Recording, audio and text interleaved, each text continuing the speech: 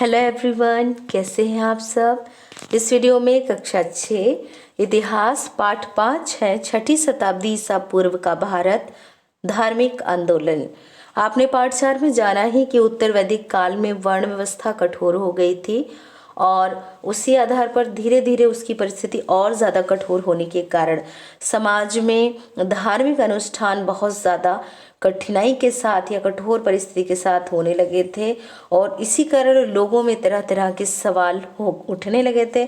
जो जाति व्यवस्था थी उसमें भी ऊंच नीच का भेदभाव होने के कारण और जो धार्मिक अनुष्ठान होते थे इनमें भी खर्च बढ़ने के कारण जो है लोगों में चिंतन की भावना होने लगी थी। लोग प्रश्न करने लगे थे कि यज्ञ क्यों करना चाहिए, क्या चढ़ावा चढ़ाने से मोक्ष की प्राप्ति होती है। और इस तरह से जब लोगों के मन में चिंतन का भाव आया, प्रश्न उठने लगे, तो ऐसी परिस्थिति में नए धर्मों का उदय हुआ और साथ ही साथ कई जो है विचार करने वाले, तप करने वाले ज्ञानी व्यक्तियों का भी उद्भव हुआ।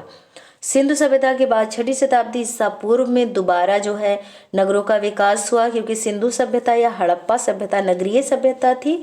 उसके बाद भारत में ग्रामीण सभ्यता हुई है और फिर जो है दोबारा यानी कि द्वितीय नगरीकरण जो है वो 6ठी शताब्दी ईसा पूर्व में हुई। फिर से नगरों का विकास होने लगा। तमाम जो है ऋषि मुनि जो है ज्ञान की खोज में लग गए और कई राजा भी हुए जिन्होंने घर द्वार छोड़ करके ज्ञान प्राप्ति के लिए काफी कठोर जो है तप किया और ज्ञान की प्राप्ति किया। इसी तरह से ज्ञान प्राप्त करने वालों में महावीर स्वामी का नाम भी है, जो कि जैन धर्म के 24वें तीर्थंकर यानी महापुरुष थे और इनके बचपन का नाम वर्धमान था। इनका जन्म एक राज परिवार में वैशाली, जो कि वर्तमान बिहार राज्य में है, उसी के निकट हुआ था 540 ईसा पूर्व में। सत्य और शांति की खोज में इन्होंने कठोर तपस्या करने का रास्ता अपनाया। 30 साल की उम्र में घर छोड़ करके कठिन तपस्या की और जब अपने इंद्रियों पर विजय प्राप्त कर ली तो ये महावीर और जिन कहलाए। जिन का मतलब विजेता होता है। स्वयं ज्ञान प्राप्त करने के बाद दूसरों की भलाई के लिए उन्होंने अपने सिद्धांतों का, विचारों का प्रचार प्राकृत भाषा में किया और उस समय बोलचाल की जो भाषा थी, आम बोलचाल की जो भाषा थी, वो प्राकृत भाषा थी। महावीर स्वामी के अनुसार मनुष्य का सबसे बड़ा लक्ष्य है जन्म मरण के चक्कर से मुक्त होकर के केवल यानी मोक्ष प्राप्त करना। ऋषभ देव जैन धर्म के संस्थापक और पहले यानी प्रथम तीर्थंकर थे। जीवन के विकास के लिए महावीर स्वामी ने बताया कि मन, वचन और कर्म से शुद्ध रह करके व्यक्ति को 3 बातों पर बल देना चाहिए और यही 3 बातें त्रिरत्न कहलाती हैं। यानी सही बातों में विश्वास करना, सही बातों को ठीक से समझना और उचित कर्म करना त्रिरत्न कहलाता है। महावीर स्वामी ने अच्छे व्यवहार और आचरण के लिए 5 मार्ग बताए हैं, जो कि पंच महाव्रत कहलाते हैं। यानी व्यक्ति को अच्छे आचरण के लिए और अच्छे व्यवहार के लिए क्या करना चाहिए। जीवों को नहीं मारना चाहिए, सच बोलना चाहिए, चोरी नहीं करना चाहिए, अनुचित रूप से धन नहीं जुटाना चाहिए।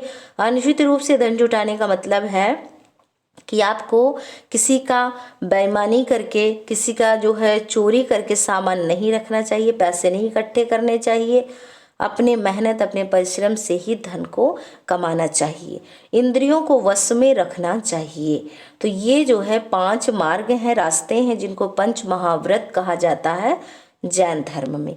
महावीर स्वामी की कैवल्य यानी मोक्ष प्राप्ति के लगभग 2 शताब्दियों के बाद जैन धर्म यानी उनके जो अनुयायी थे, मानने वाले थे, वो 2 संप्रदाय में बट गए, श्वेतांबर और दिगंबर।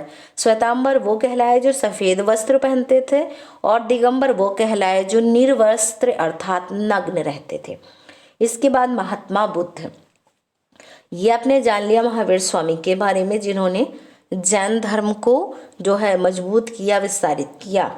और उसके बाद महात्मा बुद्ध, तो ये जो है गौतम बुद्ध को ही महात्मा बुद्ध के नाम से जाना जाता है। महात्मा बुद्ध बौद्ध धर्म के संस्थापक थे और इनका जन्म जो है 563 ईसा पूर्व में नेपाल में कपिलवस्तु के निकट लुम्बिनी नामक स्थान में हुआ था। इनके पिता शुद्धोधन शाक्य गणराज के राजा थे और महात्मा बुद्ध के बचपन का नाम सिद्धार्थ था।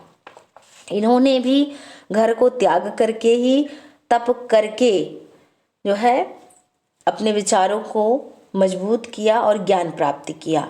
इनको जो है गया, बिहार के गया में ज्ञान प्राप्त हुआ था और इन्होंने 4 आर्य सत्य की बात कही है। शिक्षा, इन्होंने जो शिक्षा दी है उसमें बताया है कि व्यक्ति को ना अधिक विलासिता में रहना चाहिए और ना ही अधिक कठोर तपस्या करनी चाहिए।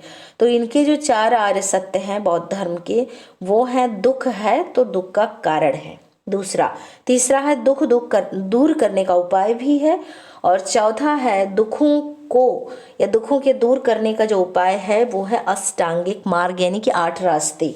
8 रास्तों को ही जो सरल मानवतापूर्ण व्यवहार के नियम हैं, इन्हीं को अष्टांगिक मार्ग कहा जाता है। जैसे कि जीवन को सुचारू रूप से चलाने के लिए व्यक्ति का सही सोच होना चाहिए, सही बात और सही कार्य करना चाहिए। व्यक्ति को दूसरा रास्ता हो गया सत्य बोलना चाहिए, अच्छा कार्य करना चाहिए, अच्छे कार्य द्वारा ही जीविका अर्जित करनी चाहिए, यानी अपने जीवन को जीने के लिए जो रोजगार काम धंधा करना चाहिए वो सही ढंग से होना चाहिए। मानसिक और नैतिक उन्नति के लिए प्रयास करना चाहिए और अपने कार्य व्यवहार पर हमेशा नजर रखनी चाहिए। ज्ञान प्राप्ति के लिए ध्यान केंद्रित करना चाहिए। तो इस तरह से ये 8 मार्ग हैं जो अष्टांगिक मार्ग कहलाते हैं। महात्मा बुद्ध ने दुख से छुटकारा पाने को ही निर्वाण कहा है और उनके उपदेश जो हैं वो मानव सोच में बहुत बड़ा बदलाव लेकर के आए हैं। उनके उपदेश सरल पाली भाषा में थे और उन्होंने व्यक्ति का अच्छा या बुरा जो होता है वो उसके व्यवहार पर निर्भर करता है, उसकी जाति पर नहीं, ऐसा कहा है। तो इस तरह से जो है, और इन्हीं सब देखिए घटनाओं के इनके जो है उच्च और साधारण आप कहेंगे या सरल विचारों के कारण ही लोग बहुत ज़्यादा प्रभावित हुए। उस समय जो कि 6ठी शताब्दी ईसा पूर्व में जो व्यवस्थाएं थी, धार्मिक व्यवस्था, वर्ण व्यवस्था, जाति व्यवस्था जो कि कठोर हो चली थी, धार्मिक अनुष्ठान खर्चीले हो गए थे, जो लोग ऊब चुके थे या जिनको नहीं समझ में आ रहा था उन लोगों ने जान या बौद्ध धर्म जो कि उनको सरल लगा उसको अपना लिया। और इस तरह से देखिए महात्मा बुद्ध के निर्वाण के कुछ शताब्दी बाद उनके जो बौद्ध अनुयायी थे वो भी 2 भागों में बट गए, हीनयान और महायान। यानी बौद्ध धर्म में भी बाद में 2 संप्रदाय हुए, हीनयान और महायान, और जैन धर्म में भी जो है महावीर स्वामी के बाद 2 संप्रदाय हो गए, श्वेतांबर और दिगंबर। तो आपने इस वीडियो में जाना कि किस तरह से 6ठी शताब्दी ईसा पूर्व में जो वर्ण व्यवस्था या जाति व्यवस्था थी कठोर हो गई और उसी की कठोरता के कारण जो है लोगों में चिंतन का भाव हुआ और तप तपस्या करके ज्ञान प्राप्ति लोगों ने किया।